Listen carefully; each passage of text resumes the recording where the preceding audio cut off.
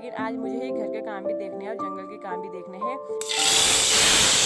लेकिन जो दूसरी बार आंधी तूफान हुआ उसकी वजह से ना और भी ज़्यादा नुकसान हो गया है। और आपको एक इंटरेस्टिंग बात बताती हूँ, हमारे यहाँ लोग ये मानते हैं कि और हमारी साइड से बिल्कुल अपोजिट साइड है, वहाँ जाने के लिए पूरी 4 गाड़ियाँ बदलनी पड़ती हैं। इसलिए ना उसके लिए उसकी पसंद की घास लेकर जा रही हूँ मैं। हेलो दोस्तों, गुड मॉर्निंग, प्रणाम आप सभी को। मैं आरती बर्तवाल आप सभी का स्वागत करती हूँ एक बार फिर से अपने एक नए ब्लॉग में, नए दिन के साथ, जिसकी शुरुआत हो रही है सुबह 10:30 बजे से। बढ़िया सी धूप खिल चुकी है और मेरी तैयारी हो रही है जंगल जाने की। अभी मैं रोड में पहुँच चुकी हूँ और अभी काफ़ी ऊपर भी जाना है, तो मैंने सोचा पहले मैं यहाँ पर ब्लॉग स्टार्ट कर देती हूँ। बाकी आज पूरे घर की जिम्मेदारी मेरे ऊपर है, क्योंकि मम्मी मायके चली गई हैं, तो मम्मी के हिस्से के काम भी मुझे ही करने हैं और मेरे हिस्से के काम भी।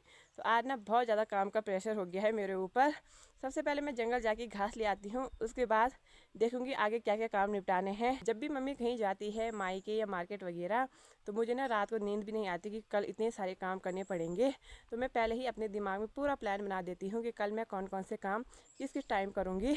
तो आज मैंने ऐसे ही शेड्यूल बना रखा है पूरा। बाकी करते हैं इस व्लॉग को भी स्टार्ट। अनुज भी आ गया है अपने दोस्त को छोड़ के। हिमांशु इसका इंतजार कर रहा है नीचे पे और ये इस रास्ते भाग रहा है। ये तो ठीक है, बाय। आजकल हमारे यहाँ की रोड पे काम चल रहा है, इस वजह से यहाँ पे जेसीबी खड़ी कर रखी है उन लोगों ने। परसों के आंधी तूफान और बर्फबारी से देखिए कितना बड़ा चीड़ का पेड़ टूट के रास्ते में आया है।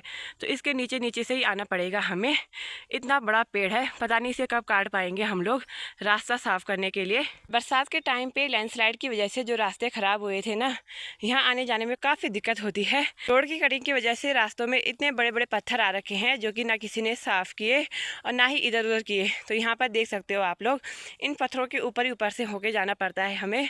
खाली इंसान तो चला जाता है, लेकिन जिनके ऊपर भारी रहती है ना पीठ में, वो नहीं जा पाते, बहुत दिक्कत होती है। इसलिए यहाँ साइड से होके जाना पड़ता है मुश्किल से। मैं अपने यहाँ पे भी पहुँच चुकी हूँ जहाँ से मुझे सूखी घास लेकर जानी है। और मौसम का कुछ पता नहीं है, किसी टाइम बादल लग रहे हैं, किसी टाइम धूप हो रही है। तो इस वजह से काम जल्दी जल्दी निपटाने पड़ेंगे, क्योंकि घर में ना भैंसें बाहर निकाली हुई हैं। अगर तेज़ धूप होगी तो उनको पानी देने के लिए लेट हो जाएगा, उन्हें धूप हो जाती है बाहर पे।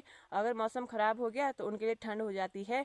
वैसे तो मैं घर में रहती थी स्पेशल, और मम्मी जंगल का काम करती थी, लेकिन आज मुझे ही घर के काम भी देखने हैं और जंगल के काम भी देखने हैं। इस वजह से मैं जल्दी जल्दी घास निकालती हूँ, जितना भी मैं निकाल पाऊँगी, और फिर जल्दी घर जाना पड़ेगा। तो चलिए जी, लगते हैं अपने काम पर। हमारे यहाँ से ठीक सामने के नज़ारे कुछ इस तरह से दिखाई देते हैं, और बीच में जो पहाड़ी दिखाई दे रही है ना, यही हमारे यहाँ का हॉस्पिटल है। मतलब किसी की अगर हल्की फुल्की तबीयत ख़राब होगी तो यहीं जाते हैं हम लोग। वैसे बहुत दूर है, लेकिन क्या कर सकते हैं, हमारे लिए पास ही में है हमारे हिसाब से। और आज का मौसम आप लोग देख सकते हैं, हल्के फुल्के बादल लगे हैं आसमान में। बाकी आज पूरा मौसम क्लियर है, अच्छी धूप खिल चुकी है।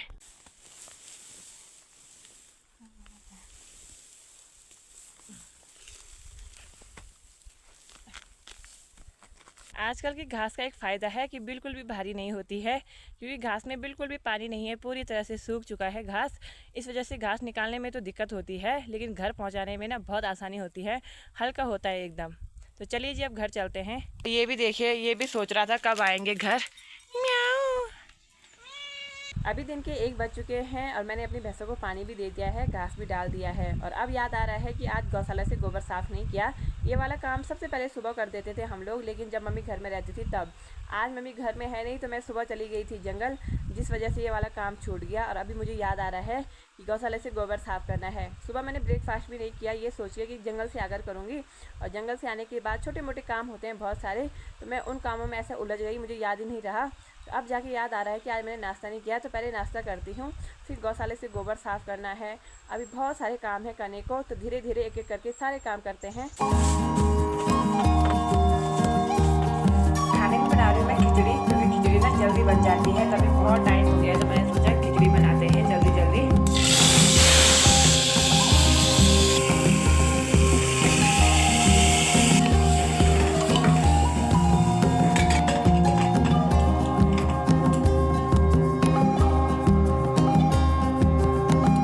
दिन के टाइम अचानक से मौसम ख़राब हो गया है और लगता है थोड़ी देर में बारिश आ जाएगी। इस वजह से मैं जल्दी खेत में जा रही हूँ घास के लिए। सुबह के टाइम जो हम लोग घास लाते हैं वो दिन भर खिलानी पड़ती है भैंसों को, क्योंकि वो सूखी घास होती है। और शाम के टाइम जो घास लेकर आते हैं वो होती है हरी मुलायम घास, जिससे ना भैंस दूध देती हैं, इसलिए उनके लिए स्पेशल घास लानी पड़ती है। तो अभी मैं उसी घास के लिए जा रही हूँ नीचे वाले खेत में। बाकी मेरे पीठ में गोबर का घिल्ला भी है, ये भी पहुँचाना है मुझे नीचे। यहाँ पर मेरे हाथ में एक लेडी बर्ड है और बचपन में हम इसे उड़ाते थे ये बोल के फील्ड पास। अगर पास पे उड़ा तो हम पास होंगे और फील्ड पे उड़ा तो हम फील होंगे। और पिछली बार तो खेत में सिर्फ ये वाला केले का पेड़ टूटा था, लेकिन जो दूसरी बार आंधी तूफान हुआ उसकी वजह से ना और भी ज़्यादा नुकसान हो गया है। जो हमारे यहाँ पे छोटा सा केले का बगीचा था जिसमें खूब केले लगते थे वो पूरा टूट गया है और यहाँ के केले ना पक भी नहीं रहे, पता नहीं क्या दिक्कत हो गई है। और ये देख सकते हो आप लोग, एक पेड़ ये भी टूट गया, एक वो भी टूट गया, 2 और बाकी एक ये टूटा है 3। बहुत सारे पेड़ टूट गए, एक छोटा सा ये है ये भी टूट चुका है। तो अब घास के लिए मैं इन्हीं के पत्ते लेकर जाऊंगी क्योंकि ये वैसे भी वेस्ट हो जाएंगे, ख़राब हो जाएंगे यहाँ पर, इससे अच्छा भैंस खा लेंगी। और आपको एक इंटरेस्टिंग बात बताती हूँ, हमारे यहाँ लोग ये मानते हैं कि जो केले के पेड़ होते हैं वो दूसरे के खेत से चोरी करके लगाने पड़ते हैं, तब जाके केले का पेड़ लगता है और अच्छे फल देता है। वैसे ये एक मिथ है क्योंकि हम लोगों ने कभी किसी के खेत से केले के पेड़ चोरी नहीं किए। हमने जो अपने ही घर में लगे हुए केले के पेड़ थे उनसे ही लगाए हैं ये सारे पेड़, और काफ़ी अच्छे से ग्रो भी कर रहे हैं और इनमें अच्छे फल भी आते हैं। लेकिन लोग अभी भी ये मानते हैं कि अगर केले का पेड़ लगाना हो तो किसी के खेत से छोटा सा पेड़ चोरी करना होगा और फिर लगाना होगा।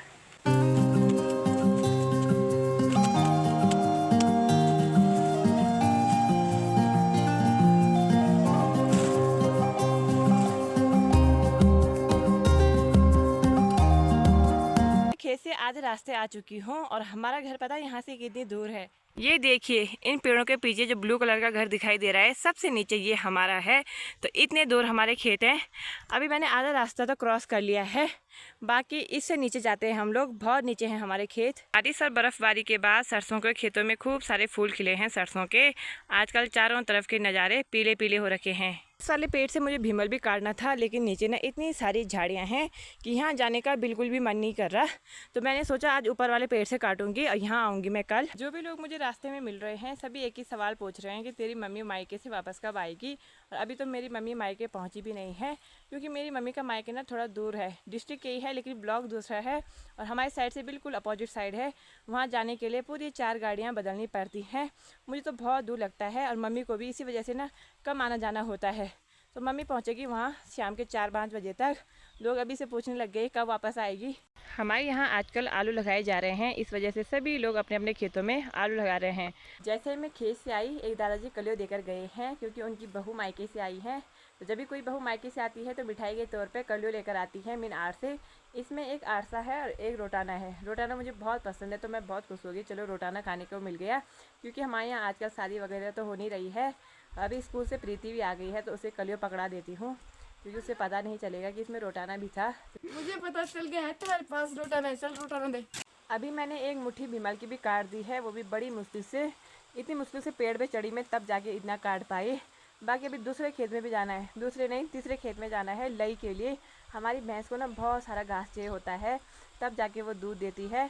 अगर उसके पसंद घास नहीं आएगी तब वो दूध नहीं देगी। अगर वो दूध नहीं देगी तब मम्मी को जल्दी वापस आना पड़ेगा, इसलिए ना उसके लिए उसकी पसंद की घास लेकर जा रही हूँ मैं, जो जो उसे पसंद है। तो भैंसों के साथ ये भी दिक्कत होती है, मन चाहिए घास चाहिए होती है उनके लिए।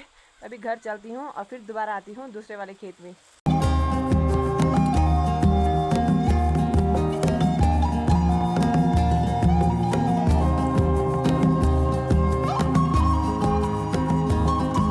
दोस्तों आज के मैंने लगभग सारे काम निपटा दिए हैं और आज का दिन भी बहुत बढ़िया से गुजरा है। अब 2 ही काम रहते हैं, एक है डिनर बनाने का और एक स्टिचिंग करने का।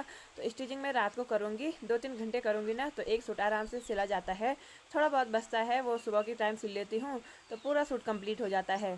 बाकी थोड़ी देर में डिनर बनाते हैं और ब्लॉग बनाने के साथ साथ काम करने में बहुत मज़ा आता है। ऐसे में काम का पता नहीं चलता। तो अपने इस ब्लॉग को मैं इतना ही रखती हूँ। होप आपको ये ब्लॉग पसंद आया होगा तो लाइक शेयर कमेंट और सब्सक्राइब जरूर करें। मिलते हैं आपको नेक्स्ट व्लॉग में नेक्स्ट दिन के साथ, तब तक के लिए बाय।